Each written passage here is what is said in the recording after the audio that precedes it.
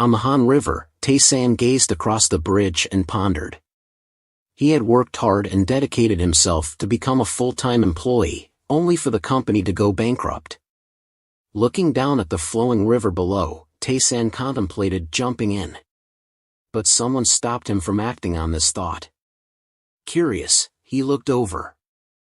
On the other side of the bridge's edge, a shop owner also contemplated jumping. Below, the police were patrolling and earnestly advising him not to do something foolish. They said that life is long, and one should not think of suicide over a small mistake. The shop owner seemed to take the police's advice to heart, crying out loud about his miserable life. Taesan, watching this failed suicide drama, realized that suicides were common on this river. He understood that even if he jumped, life would continue for others without any impact. Disheartened by city life, Taesan wondered if he should return to the countryside to raise fish and grow vegetables. Stopping at a red light, he saw a boy engrossed in playing games on his phone. Taesan envied the boy's carefree life, focused only on eating and studying without worrying about money.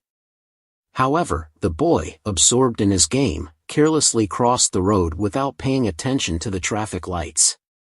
Taesan found this behavior of modern kids fascinating.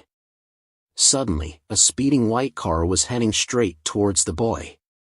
Taesan looked at the boy, who was still oblivious to the danger, his face buried in his phone. The car didn't slow down and continued speeding forward. The boy kept walking and playing, unaware of the danger. Realizing the imminent threat, Taesan shouted to alert the boy and ran forward to push him out of the way. The car, showing no intention of swerving or braking, continued its rapid course. It was too late for the boy to react, so Taesan risked his life to push him out of the way. With a crash, Taesan was hit and killed. His body was thrown far, along with fragments of the car's windshield. Before dying, Taesan realized he had not done anything significant for his parents. He wondered if his parents would receive any compensation if he died in an accident, hearing a voice calling him foolish. He was pulled into an undefined space, hanging in the air before a shadowy figure surrounded by a halo. The figure was an old man with white hair and beard, wearing a large bead necklace. Taesan, confused, asked who the man was and why he was suspended in the air, feeling utterly disoriented. He immediately assumed it was the Grim Reaper. The old man denied this foolish thought, revealing himself as Taesan's ancestor. Taesan was shocked, wondering why his ancestor looked like this, scolding himself for disrespecting his elders. The ancestor was furious, thinking his descendant was well behaved. He had considered sending Taesan to heaven, but reports of Taesan's misbehavior and disrespect towards his lineage reached him. Despite Taesan's misbehavior, the ancestor decided to give him another chance. Taesan, covering his ears, dared not cough or make a sound. In the end, his ancestor decided to give him a second chance at life. But there was one condition: Taesan had to live an unbalanced life, not showing himself as a nobleman by forgiving his enemies. Anyone with the intention of bullying him should be taught a lesson, as there would be no forgiveness for anyone. Taesan didn't understand a word of what his ancestor was saying, his face expressing complete bewilderment. The ancestor threatened that if Taesan continued to live a timid life, he would come down himself to deal with this hapless descendant and force him to live and relive this life for another 5,000 years. Before Taesan could fully grasp the situation, he was thrown into an undefined abyss. He fell straight down to the place where he had just been hit by a car. Taesan screamed in protest, questioning why his ancestor had promised to save him. His spirit returned to his unrecognizable, motionless body lying on the street. The clock was ticking continuously. A hand reached out to turn off the annoying alarm. This hand belonged to a young teenager. The teenager woke up, confused about his surroundings. On a day in August 2020, Taesan, then 32 years old, had been hit by a car and suffered a severe head injury. His ancestor had given him a chance to become young again.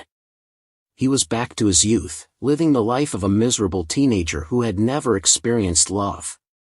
Taesan couldn't believe it and pinched his cheek to see if it was a dream. If this wasn't a dream, then the memories like the Mid-Autumn Festival of 2006, when his hands were still strong from the struggles of youth, were real. He was amazed. His body felt exactly as he remembered from his memories. He calculated his age, figuring out that he was now 18, an age where he didn't have to fear anything. It seemed that his ancestor wasn't bluffing. Memories of his 32 years of life gradually returned. Memories of friends, of those who had wronged him, and of past romances became as vivid as a dream. Now back at this age, he still had to go to school. He recalled his school days, the time spent at internet cafes playing LOL with friends while eating instant noodles, and dozing off in class, which resulted in poor academic performance. Surprisingly, he could still remember everything clearly, even the answers to exams. It was impossible for this to be a dream.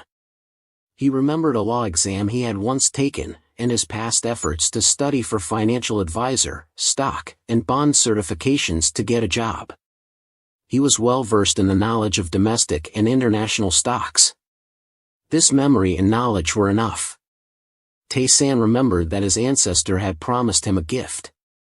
He looked around the room for the gift left by his ancestor. Suddenly, a light appeared behind him. The light was so bright that he couldn't open his eyes, truly a special gift from his ancestors. A voice instructed Taesan to sit down and cross his legs. When he opened his eyes, he saw a crow. Or rather, a crow perched on the head of an old man. The old man said he would transfer the 5 jewels of the Tai Chi to Taesan. The problem was that he was still in his room but had been transported in front of an old, frail man on a very high rock. The old man introduced himself as the head of the Xian Xian Medical Institute, named Cha Jiang Xian. Taesan was surprised by the old man's identity. Not wanting to waste time, the old man instructed Taesan to immediately start cultivating the Yuan realm, warning him of the trouble he would face if discovered.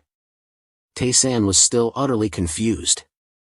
He had no idea about the Xian Xian Medical Institute, what cultivating the Yuan realm meant, or anything about the divine dragon.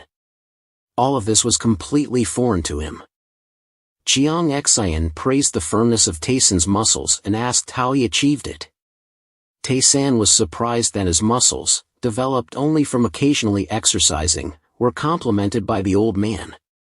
Jiang Xian also warned him to stop watching pornographic films all the time, as it was ruining him. Jiang Xian advised Taesan not to keep eating instant noodles, as they are bad for the blood. Understandably, as a poor student, Taesan could only afford instant noodles. Jiang Xian then told Taesan to close his eyes and start training immediately. Taesan felt helpless. He looked around and thought this place was too dangerous for practicing any sort of cultivation. He couldn't be patient with this nonsense any longer. Did he even know the 3 core pillars of cultivation: speed, endurance, and perseverance? Convinced by the soundness of these principles, Taesan sat down and began to meditate. He thought this was easy, having seen it in movies and martial arts novels. Jiang Xian scolded Taesan for practicing improper techniques that could harm his bones, behaving like a nagging old man. The transmission session began, and Jiang Xian surprisingly sat behind Taesan. Taesan felt the power of the divine dragon being transferred from Jiang Xian's hands to his back. Jiang Xian promised to transfer all his powers to Taesan. Once Taesan grasped the minor heavenly cycle, he had to discover the truth on his own. Taesan still didn't understand what to do. Jiang Xian could only start the transmission. A stream of light from Qigong emerged from Jiang Xian's hand. Taesan felt a surge of strength being transferred into his body. Jiang Xian accelerated the pace of the Qigong transfer. Taesan felt a wave-like sensation on his back and started to experience pain. Jiang Xian told him to endure it, as greater pain meant greater power. Taesan silently endured, feeling like he was about to collapse. His veins swelled and screamed for relief. Taesan yelled out, overwhelmed by the strength flowing into him. He fainted, his eyes rolling back, and his body collapsing from the immense qigong energy. Taesan was teleported back to his room, lying on a soaked mattress. He wondered if this was the agonizing feeling people often talked about. He breathed heavily, sweat pouring non-stop. His body was covered in red veins, expelling all the harmful toxins. The qi from the old man made his nerves feel like they were burning. Taesan's blood vessels swollen as if to burst, but Jiang Xian didn't stop, and tears and snot flowed continuously as the pain and power increased. Taesan screamed enough, but the old man kept transferring the power from morning until night without a break. The 5 elements Tai Chi fist was a difficult martial art to master, but Taesan managed to learn it all. He confirmed that the old man wasn't lying, he had comprehended the entire 5 jewels Tai Chi fist. Moreover, without asking anything, the old man hinted that he was the #1 disciple of a martial arts faction. He was a master who could fight for 4 days and 3 nights non-stop against the leader of the Huashan faction, ultimately defeating him and winning a competition organized by the Jade Emperor. It sounded impressive, right? Taesan looked at his sweat-drenched clothes. Taesan marveled at the greatness of the 5 elements Tai Chi fist. He had never sweated so much in his life. Despite the old man transferring energy to him all day, the time outside seemed unchanged. So returning from this secret realm was not a problem. Taesan looked at his computer and then at the wallpaper, sensing the poverty around him. The modem that provided Wi-Fi was still functional. However, the computer had only 6 GB of RAM, a 4 MB graphics card, and a 10 GB hard drive, filled with pirated software. Returning to the past felt like entering a museum in Taesan. The room smelled terrible, and he needed to clean it up. Outside his room, someone called him to come and eat. Taesan, come down for breakfast, you need to eat. These words are incredibly familiar to you. Even though you've heard them your whole life, they still warm your heart. Your mother is the only one by your side when you fail or feel down. She always tells you to eat all your meals. Don't just eat fast food. Taesan says he will shower first. His mother urges him to hurry before the food gets cold. In the bathroom, as he takes off his shirt, he looks in the mirror and sees he has grown taller. His body feels purified. Standing under the shower, Taesan feels lighter, his skin smoother. The weather is nice today. Walking on the old wooden floor, Taesan feels comfortable. He looks out at the garden, tirelessly tended by his mother. Outside, there is his father's old tractor. Their house, passed down through 10 generations, is why he lives and grows up in the countryside. His mother's voice calls from behind, bringing food. Taesan comments on the beautiful day. His gentle mother tells him to hurry or the food will get cold. He sees his mother, looking frail from working in the fruit garden since morning, yet she's always the most beautiful at his school's parent meetings. Tears well up in Taesan's eyes, and he rushes to hug his mother. She is surprised by his action, noting that he's grown but still hugs her like this. While crying, Taesan compliments his mother's beauty. She asks why he is crying. Taesan's mother, a graduate of the prestigious Hongji Fine Arts University, only attended by South Korea's finest artists, once said she never had to touch grass before marriage, yet now she's become a farmer. Taesan compliments her beauty again, and she teasingly says that only his father is blind. While hugging her, Taesan tells her not to overwork herself, noting she doesn't look like a typical rural woman. She pats him, saying, without farmers, there'd be nothing to eat. Taesan praises his father for being lucky to marry her, joking whether she betrayed her country in a past life to be with him. His mother laughs, suggesting maybe she was a princess who betrayed her country in a past life. It's been a long time since he's seen her laugh like this. While embracing her, Taesan promises to give her a happy life in the future. His mother jokingly tells him to eat a lot if he loves her. Taesan apologizes for hugging her without his father's permission. She laughs, saying his father will be jealous. Then, Taesan and his mother sit down to eat in the cool breeze of the countryside. After inviting his mother to eat, Taesan serves himself a bowl of rice, enjoying a sensation he wouldn't have felt if not for his reincarnation. He doesn't forget to praise his mother's cooking as the best. He suggests she should open a restaurant to compete with others, claiming it would be a hit. Hearing him mention being tipsy, his mother suspects he's been drinking secretly. Taesan admits he's grown up, so drinking is normal. His mother tapped his head and said Taesan is just like his father. He remembers being quite a drinker in college. But now, rejuvenated, he doesn't even know what alcohol tastes like. His mother sternly warns him against touching alcohol. However, looking around the house, he sees mice everywhere, the household items are worn out, and the electrical appliances are outdated. Taesan laments how poor their house is. Seeing a mouse near the door, he realizes he can't continue like this. He must earn money. So, Taesan offers to wash the dishes. His mother teases that if a person suddenly changes their behavior, they might be nearing their end. She tells him to let her do it and not to get involved. Taesan recalls washing dishes during his military service.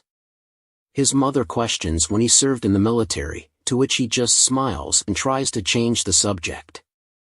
She asks if he and his father are conspiring to tease her, but he immediately denies it.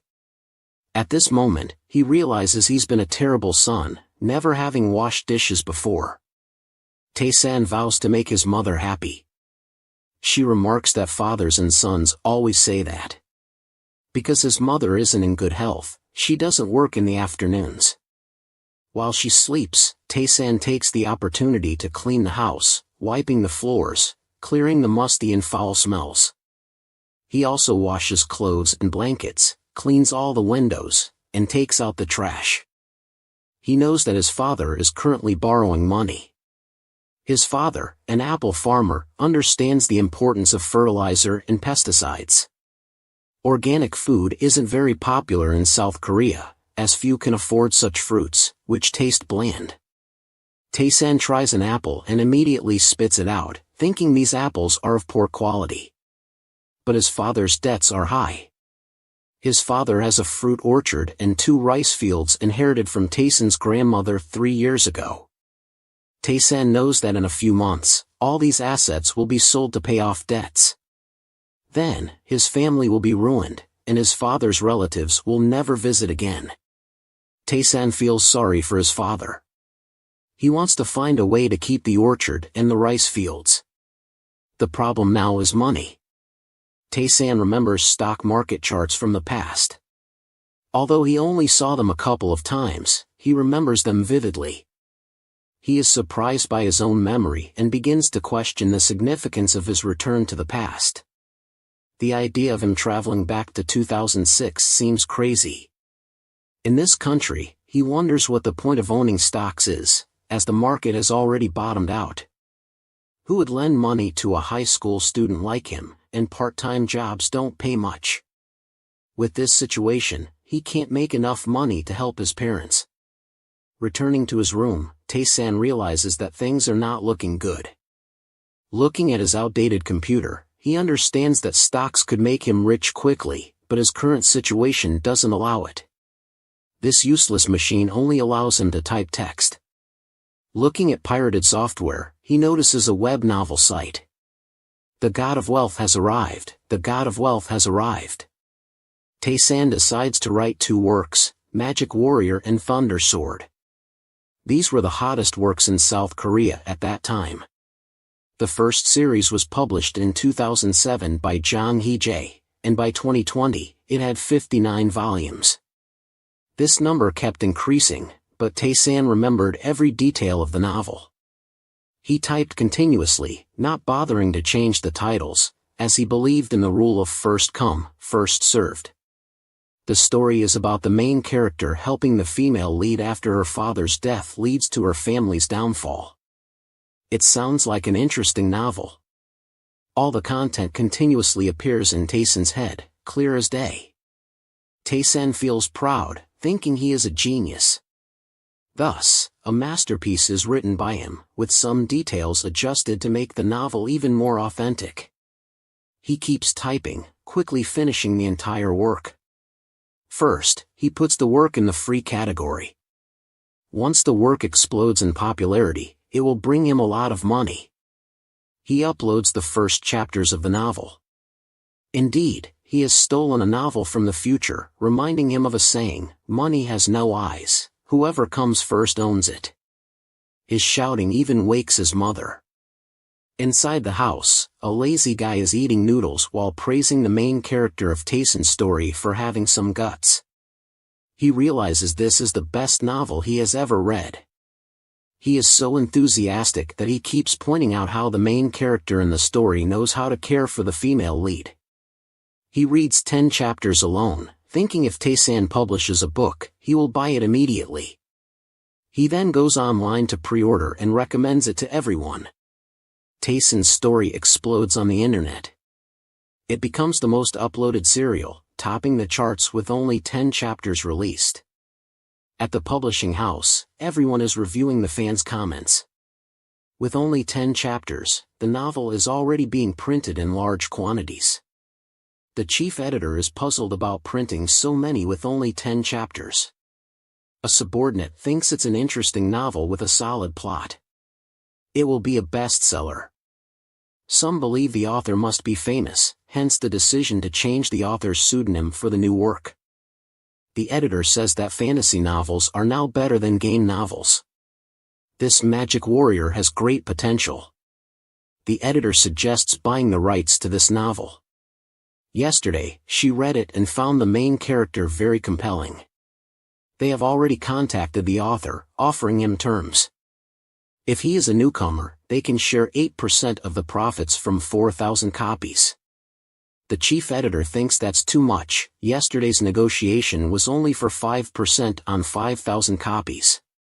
The first proposal seems better, so the chief editor instructs her to contact the author immediately. At another publishing house, an employee asks the chief editor if he has read the trending novel. He thinks it's very good. The employee feels the novel is well written and has great potential. The chief editor sees it as very promising and decides to publish it. He offers 10% on 6,000 copies. The employee fears this is too much and the publishing house won't agree, and if they find out about the contract with them, there will be an uproar. The chief editor confidently says he had a premonition that the novel would sell at least 10,000 copies. Seeing his boss so confident, the employee asserts that although they don't know the actual profit, this is definitely a phenomenon. The chief editor instructs him to contact the author immediately. At 3 a.m., on the mountain behind Taesan's house, his body can now endure longer during Qigong practice since his last fainting episode. His breathing becomes lighter. His entire body is enveloped by Qigong energy, continuously emitting light. He focuses his internal energy. His body breathes rhythmically. Various stances of martial arts keep appearing in Taesan's mind. He moves swiftly. Taesan leaps up, kicking, tearing through the air. He breathes rhythmically. Standing on the mountaintop, he feels his power is at its peak. With this, he will be unbeatable. Since he couldn't practice martial arts at home, he temporarily made a tent on top of a 500m high mountain. Just as predicted, up to 5 publishing companies contacted Taesan. That completes step 1. Now, he simply ignores them. The reason Taesan's novel became popular by 2021 is because it's humorous and irresistible to readers. Many publishers want to meet him in person. But, seeing many authors go bankrupt, Taesan can't rush into anything. He lets them know about him first.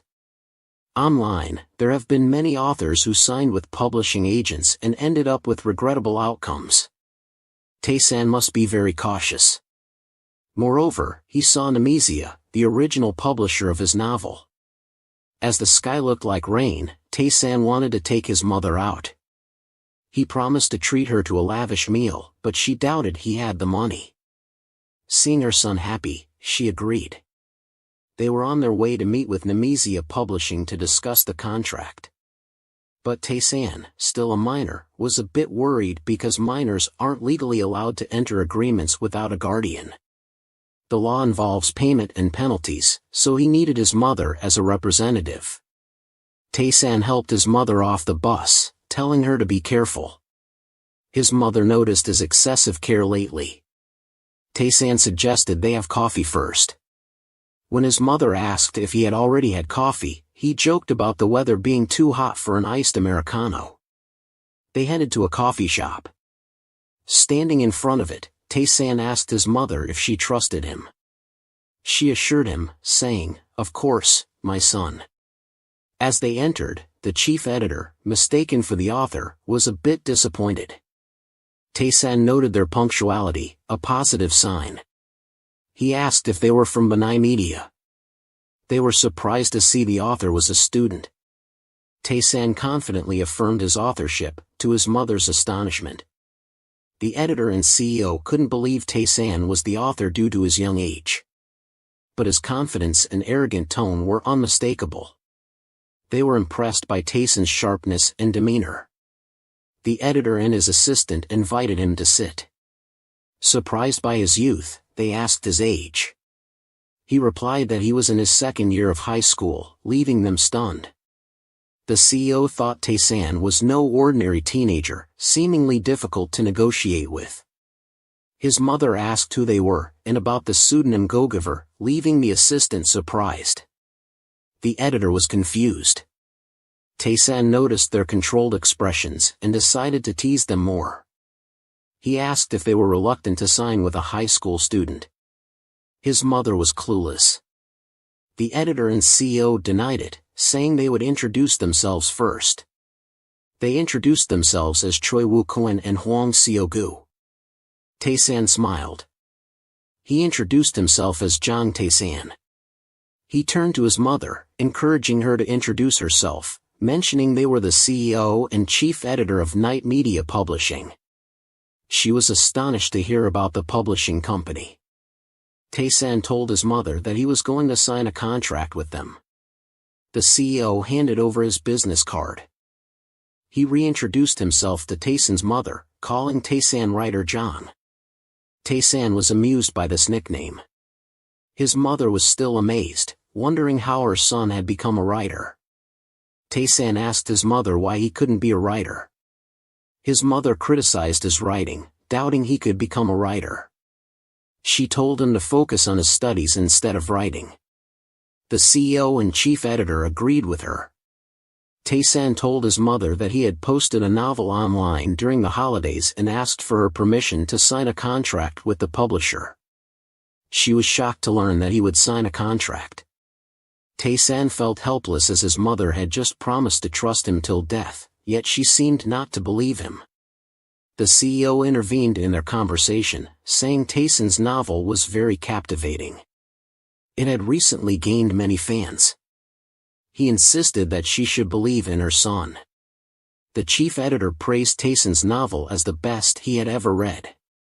Hearing that the novel was about a magical warrior, his mother found it reasonable. Taesan proudly asked her if she was proud of having such a talented son. She looked at him, and he asked the publisher for a drink. They were startled, and his mother reminded him to speak politely. They immediately asked what the mother and son would like to drink. He cheerfully ordered an iced coffee and a bingsu. The chief editor went to place the order. Taesan asked the CEO if he had brought the contract. The CEO told him not to be impatient. Taesan said he was just curious.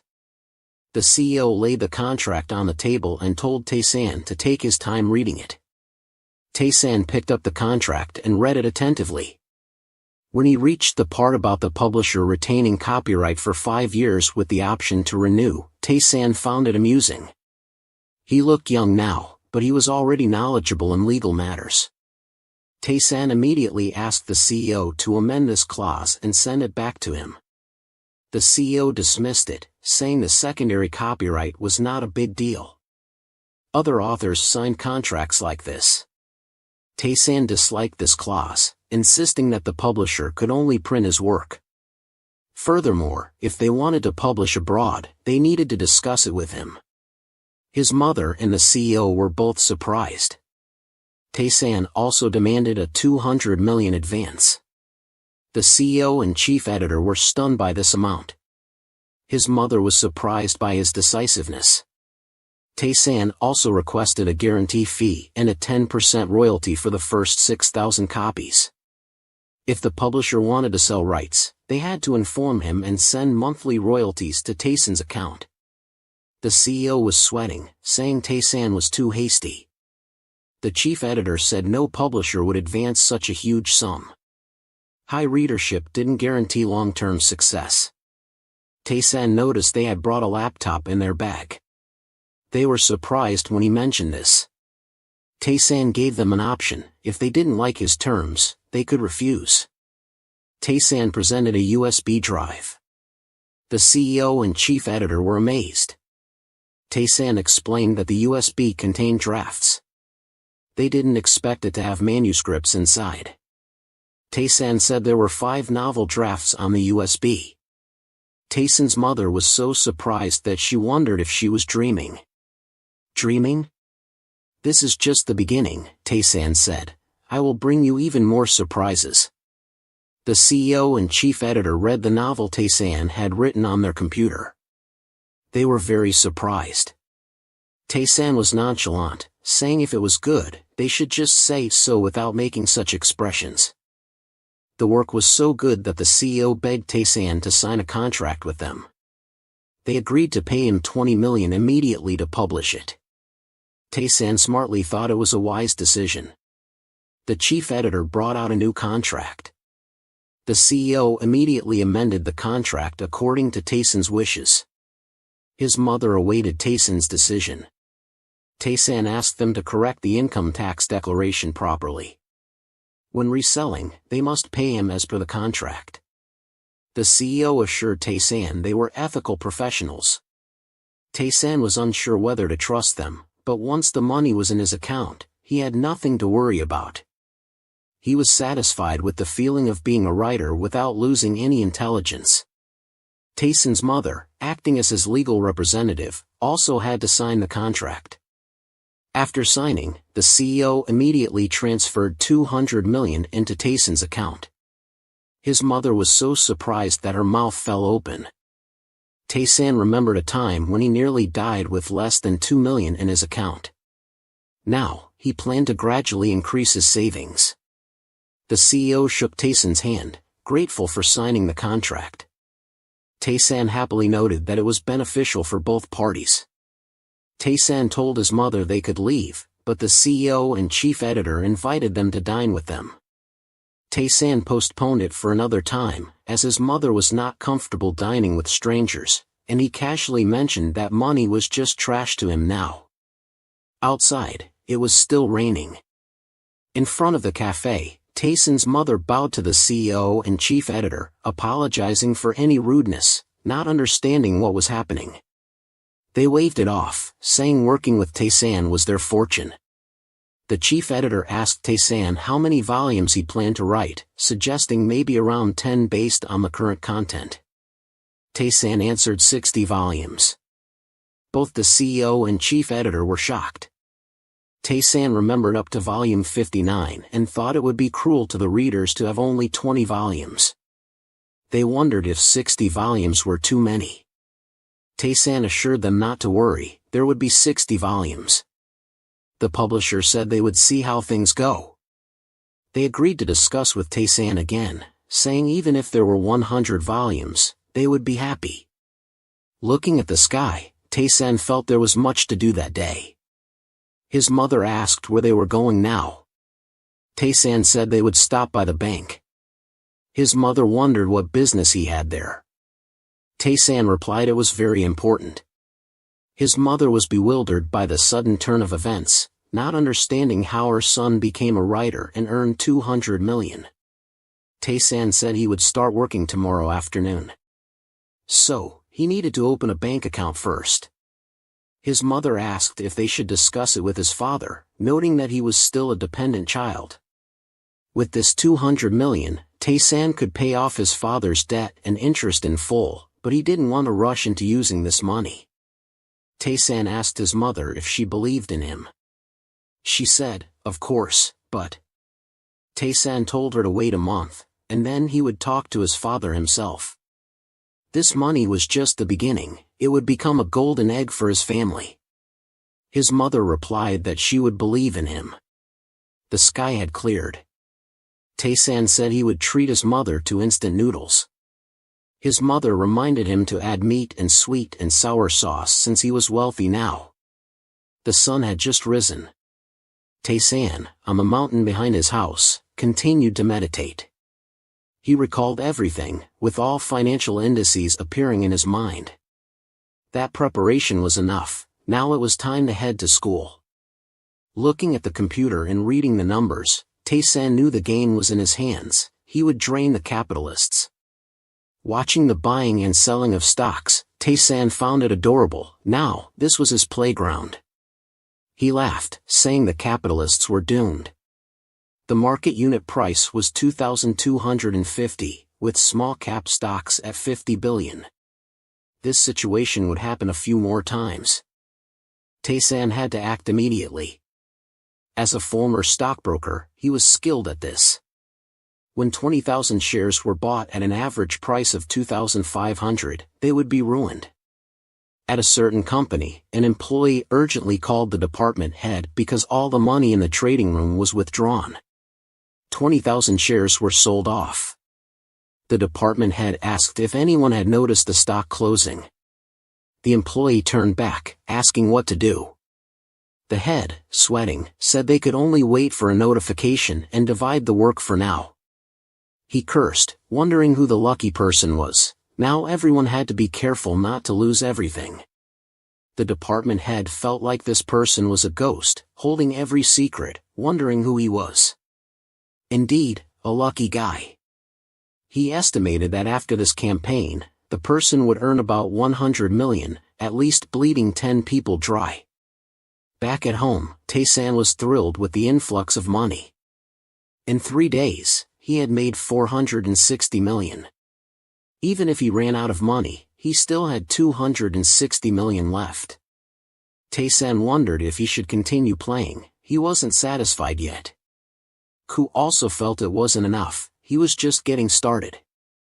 In his previous life as a broker, he hadn't used as many tricks as this. Next week, there will be an announcement about a new drug development. Then, the stock chart would stabilize. He would withdraw all his capital. In the winning stock companies, after all, the profits weren't going anywhere. Taesan hadn't expected that his knowledge and the skyrocketing stock values he learned as a broker would be so useful. From now on, the stock market will be lively. The tricks were already in Taesan's hands. It would be crazy not to seize them. Outside the bookstore, everyone was looking for Taesan's new novel. People were discussing its plot and characters. People passing by, hearing the name of the novel, became curious and placed pre-orders, fearing they might miss out.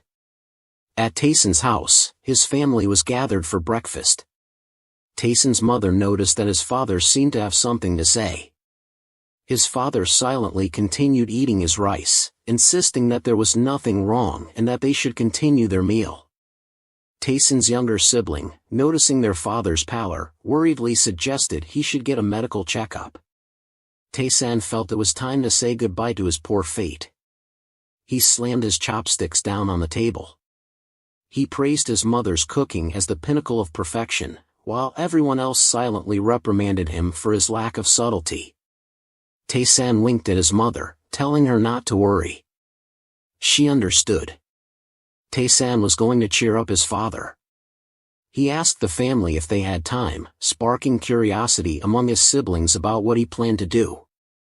Taesan's mother asked him worriedly if there was a problem. Taesan decided to treat the whole family to a lavish meal. His twin siblings didn't believe him. His father seemed hesitant, and Taesan knew what his father was worried about. So, he asked his mother to bring his father along, and she agreed. Taesan told his father to bring his ID, and his siblings to bring their student cards, but the family didn't understand why they needed to bring these documents. Taesan mysteriously said they would be needed. His siblings asked if he had been secretly working part-time, to which Taesan replied that children shouldn't ask too many questions. Taesan was only 2 years older than them. Finally, the time had come for Taesan to reveal that he was a writer, and the family went to the city together. His siblings were extremely excited. They went to look at cell phones. It was 2006, and having a cell phone then was impressive. Taesan's sibling admired each model, marveling at their beauty. Hearing the names of each type, Taesan smiled. Taesan's father said they wouldn't buy any, so they should move on. Taesan told his siblings to pick whatever they liked, as he would take care of it. His siblings asked again to confirm, and Taesan agreed. His father was astonished by Taesan's extravagance. His father didn't want his young children to use such expensive items, even though Taesan had money from his novel royalties. Taesan wanted to buy flip phones for his parents, which were quite trendy. His mother wanted to choose one immediately, but his father seemed to want to stop her. His mother chose several models, asking if his father liked them, while Taesan picked out a sleek black one. He asked to bring everything to the checkout. Since his siblings were underage, he instructed the employee to put the purchases under his parents' names. The total came to 20 million. The whole family was shocked by Taesan's lavish spending, and the employee even offered a free pre-order service. Afterward, Taesan took the family out for lunch. Meanwhile, at the stock company, things weren't going well. The company director couldn't understand what had happened to the trading system that morning. All the money from the trading floors had been withdrawn, totaling 1 billion. They wondered who could have played such a trick on them, guessing it must be some billionaire. The director doesn't know what to do except curse at the worthless person with no morals. The employees ask what should be done. He is so angry that he gathers all his stocks for the company. Suddenly, Taesan stops walking. Everyone at home asks him what's wrong. He wants to lead everyone into a store, but it turns out to be a car dealership. The owner, seeing them, warmly welcomes them. Taesan decides to buy a new car for his family's safety. The highlight of this car dealership is a white car, the most expensive one there, which Taesan had noticed before. It's the newest SUV model. The whole family sweats upon seeing it. The mother just admires its beauty, while the father is contemplative. With this car, it would be easier for Taesan's siblings to go to school. Taesan's father wonders what got into him today, and his siblings are excited about being driven to school in that car. However, the father is reluctant due to the family's financial difficulties. Taesan tells his father not to worry. His mother hands over some savings that Taesan just gave her. Inside, there's 500 million. Shocked, they wonder how he got so much money. His mother tells his father that their son has grown up. Taesan asks his father to trust him. His father always believes in his son. Taesan understands his father's feelings. The phone purchase alone is enough to cover this month's interest payments. He doesn't want his father to worry anymore and decides to write a new chapter for the family. Taesan asks the salesperson if there's another car in stock. If not, he will take the display model. He tells his siblings to get in, and they go shopping. Taesan decides to become the pillar of the family. Everyone is happy. Thus, their outing concludes. Taesan puts on his uniform, wondering how long it has been since he graduated. He waits for the bus at the station, ready to start his high school life. The bus and the scenery remain unchanged. Taesan finds his usual seat and puts on his headphones. he always took the bus to school, listening to music. Today, Seo Jang Company will go public. Even though he's going to school, Taesan's investments will automatically increase. His assets are now over 1 billion. Taesan has set up automatic stock trading. Typically, stock traders don't invest in stable stocks. They bet everything on skyrocketing stocks and enjoy the fluctuations. They dive into this risky business, which expert manipulators exploit. Taesan is one of these players. For them, charts mean nothing.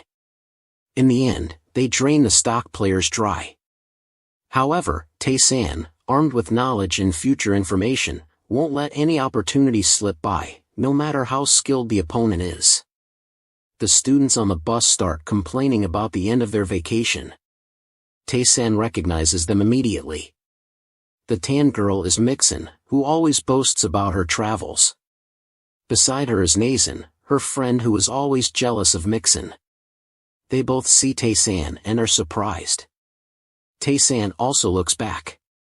When these mothers see something beautiful, their eyes light up. They all stare at Taesan because he is very handsome. Taesan offers to hold their bags if they are too heavy. Indeed, there's no folly like being foolish over boys. They immediately hand their bags to Taesan. Other girls start to notice him too. They find him familiar and everyone tries to figure out who he is. Even the older male students are curious.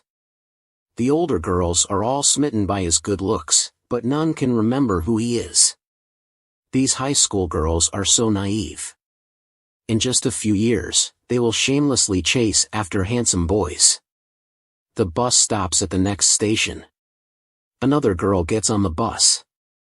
Taesan notices her. She is the girl he most wanted to meet, the one he has always admired from afar. She is Lee Zhizhi, Taesan's first love, the one he secretly adores. Everyone in the class is surprised by Taesan's transformation. He looks handsome as if he has just returned from a thoughtful journey.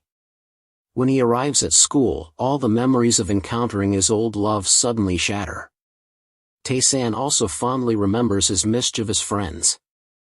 Daesun is always sniffling due to a runny nose. Jung has shaved his head, determined to study, but his grades are still poor. Hwen-chun is already going bald at a young age. Zashong just eats and shows no brotherly love. Bonsuk always claims to be a poet and pretends to be rich. Someone asks if Taesan secretly took his father's growth medicine because he's so tall. Taesan jokes that they should stop watching porn to grow taller. Daesun says he'd never give up his passion. Taesan challenges him to a fight. They start to physically resolve their argument. Taesan is so strong that Daesun begs for mercy. He asks if Taesan has been going to the gym because he's so strong. Being a high school student, Taesan naturally trains his body. Daesun wonders if Taesan is planning to compete in sports. Taesan says no. Outside the classroom, someone complains about the noise. A white-haired boy wearing glasses comes in and scolds them, asking if they can be quiet. This is Hong Sung-hun, and everyone is too scared to respond. Every environment has its bullies, those who only know how to oppress the weak. Sung-hun sees Taesan and is shocked. He notes that Taesan has grown tall. Taesan can't stand Sung-hun's mocking laughter, as this malicious boy even caused him depression in the past. Hong Sung-hun is a member of a third-rate gang called the Scorpions and acts like a big shot at school. When Taesan doesn't respond, Sung-hun angrily insults him, asking if he knows how to speak. Taesan approaches and mocks him for being jealous. Sung-hun can't believe Taesan is standing up to him. The whole class is shocked. Sung-hun mocks Taesan, saying that he must have missed getting beaten up during his absence. Taesan sarcastically surrenders, saying he wouldn't dare disrespect a dog. No, someone worse than a dog. The classmates are in disbelief. They ask Taesan if he's been hit in the head or something. Taesan feels it's time for revenge, to retaliate for the brutal beatings he endured in the past. Sung-hun, furious, tells him to say that again. It seems Taesan has grown bold enough to talk back, daring him to repeat his words. Taesan smiles naturally, finding the boy somewhat cute. For Sunghun, physical strength is power. Suddenly, the door bursts open. The supervisor steps in and scolds the two for their behavior. The class teacher, expecting quiet study, is surprised to see them glaring at each other. Taesan explains they are just joking around after not seeing each other for a while. Sunghun is infuriated by Taesan's antics in front of him. The teacher calls for order, telling the class to settle down and disperse the crowd. The classmates are relieved that they might avoid trouble, hoping Taesan doesn't say anything more. But unexpectedly, Taesan challenges Sunghun to meet at lunch, even winking, hinting at a confrontation. Sunghun is furious, feeling outsmarted by Taesan and vows revenge. The class loudly proclaims their determination to score high in the university entrance exams, like customers in a busy market. They joke that higher scores will lead to prettier wives. Sunghun, sitting at the back, keeps staring at Taesan at the front. During the first break, everyone worries about Taesan, as Sunghun is gathering his gang outside to confront him. In the second break, they ask Taesan if he's eaten something strange to be acting so bravely, reminding him that it's still possible to escape. By the third period, Taesan is still unmoved, causing even more concern among his classmates. They are too scared to go to lunch, fearing the confrontation with Sunghun. They resent Taesan for potentially dragging them into trouble. Sunghun's formidable reputation intimidates them, and they are surprised by Taesan's audacity. Taesan, unfazed, tells them to stop worrying so much. He assures them he's got their backs in tough times. Finally, Sunghun arrives with his gang, all of them big and intimidating, as if ready to turn Taesan and his friends into punching bags. Taesan tells them to calm down, mocking Sunghun's threats. He dares to confront them, surprising them with his boldness. Taesan tells them to shut up and follow him outside, not wanting to fight in the classroom. His friends are terrified, fearing for their safety. Taesan invites them for pizza afterward, as if unfazed by the imminent threat. Sunghun, without further ado, calls his gang out. Taesan, under a clear sky and white clouds, knows he has to deal with this situation once and for all. He hands his phone to Dodong, seemingly preparing for something. The group surrounds Taesan's crew, with Dodong filming the scene. Sunghun apologizes to his gang for the inconvenience caused by Taesan and promises to treat them afterward. Taesan asked Sunghun a question. Sunghun just complained, saying that this situation was a mess and couldn't be fixed. Taesan asked why he always bullied those who liked spicy food with him. Aren't we supposed to be friends? The question sounded crazy. Sunghun had many reasons. He hated studying with those he considered inferior, despised those with dirt-filled heads, and loathed the guy who only had kimchi for breakfast. He was disgusted by the impoverished people like them, saying they were an eyesore. Taesan still hoped they could be friends, stating that beating and extorting money from friends was wrong. He wondered what Sunghun's father, a prominent lawyer in the city council, would think of his son's behavior. Taesan thought Sunghun should stop. Now, Taesan was going to bring up Sunghun's father's reputation. Sunghun told Taesan to mind his own business and not worry about his family matters. Sunghun's father had said to trample on the inferior, hinting at problematic family education. It turned out this guy was bullying others using his father's influence. Even the principals and the management office's sons were familiar with Sunghun's father, and a little money could smooth things over. Taesan begged Sunghun to spare his friends. Sunghun refused, insisting on maintaining their perceived social hierarchy. Sunghun also suggested teaching them a lesson so they wouldn't dare speak up again. Taesan pleaded on behalf of his friends, but Sunghun mocked him, questioning who he thought he was to make such demands. Taesan offered money, saying it was all part of his plan. Sunghun agreed to let them off for $1 million. Taesan handed over the hard-earned money of his parents, hoping Sung-hun would spend it wisely. He pleaded again for his friend's sake. Sung-hun, seeing the amount, teased Taesan about suddenly being wealthy. Taesan continued to pretend, begging for mercy for his friends. Sung-hun responded with a mocking laugh and even hit Taesan, causing him to bleed from the mouth. Taesan had anticipated this but still acted hurt, continuing the charade. His friends were shocked and panicked upon seeing him injured. Taesan wiped the blood away and looked at Dodong. Dodong understood and stopped recording on his phone. It was time to turn the tables. Taesan called Sung-hun's group over. He was ready to confront them. Taesan warned Sung-hun that this wasn't over yet. Sung-hun didn't understand what Taesan was planning. Taesan mocked Sung-hun, saying if his ancestors knew about his behavior, they would be appalled. Sung-hun was angered, accusing Taesan of not knowing his place. Taesan retorted that Sung-hun's ancestors must have committed terrible deeds to have a descendant like him. Sung-hun's group, following his lead, prepared to attack. But when Taesan struck the first one, sending him flying, the group hesitated, shocked by Taesan's strength. Taesan apologized, realizing he didn't know his own strength. His friends were equally surprised. Sung-hun urged his group to attack, but Taesan was ready, knowing he was just defending himself. Sung-hun ordered his group to beat Taesan. Taesan stared intently at them. As the fist was about to hit his face, he dodged and punched the attacker in the head. One after another, they came at him with sticks.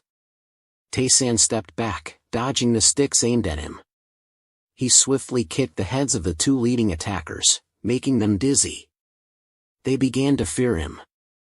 Whoever approached was punched by Taesan, breaking their teeth. Sung-hun started to hesitate. Taesan need another one. Despite Sung-hun's bravado, urging everyone to attack, whoever approached ended up with broken teeth and jaws. Taesan fought more fiercely. They started using steel rods against him, but he broke all their sticks. Sung-hun couldn't believe that this was the same Taesan he knew. As Taesan broke their sticks, he advised them not to play with dangerous things. The group was in disbelief, unable to accept that Taesan alone was overpowering them all. When Taesan forced them to kneel and reflect, he turned to Sung-hun. It was Sung-hun's turn now. Even facing defeat, Sung-hun still insulted Taesan, vowing not to leave him in peace. He considered Taesan a nobody. Taesan approached Sung-hun, who pleaded for him not to come closer. Taesan slapped him. Sung-hun couldn't believe how frightening Taesan had become. Taesan told him that this was the result of his own actions, experiencing what he had done to others. Sung-hun thought Taesan would leave him alone, but Taesan vowed never to forgive him. Taesan showed his middle finger, indicating that Sung-hun's words were worthless to him. As Sung-hun, defiant even in defeat, threatened Taesan, he attempted to punch Taesan. Taesan hit Sung-hun's fist directly. Sung-hun's hand bones broke, causing him to scream in agony. His fingers shattered. Sung-hun was in unbearable pain. He started to roll around, getting hit, and swore to destroy Taesan's family. Taesan remarked that Sung-hun hadn't had enough, likening his words to a famous line from a future war movie against evil. Sung-hun was clueless. Taesan hit him so hard that Sung-hun started bleeding. Taesan's friends began to fear him, not believing what he was capable of. Blood splattered everywhere. Taesan beat Sung-hun beyond recognition. Taesan felt it was a shame to stop now and wondered if he should continue the charade. He asked Dodong to bring his phone. Everyone responded promptly. Taesan dialed 113, calling the police to report a bloody fight behind the school. There were about 20 injured people, necessitating a call to 119 for emergency services. Taesan added fuel to the fire. At the hospital, one screamed about a non-functional hand, and chaos ensued. The emergency room was filled with patients bandaged up because of Taesan's actions. In the VIP room, Sung-hun was diagnosed with a 16-week recovery period, with all his hand bones and joints shattered. Even after successful surgery, it would be difficult for him to move. Sung-hun's father demanded to know where the culprit was. The nearby marketplace was confused. Sung-hun's father insisted on knowing the location of the person responsible for his son's condition. He was determined to put him in jail. The marketplace owner mentioned that the police were already involved. The student who had caused this was also injured in the emergency room,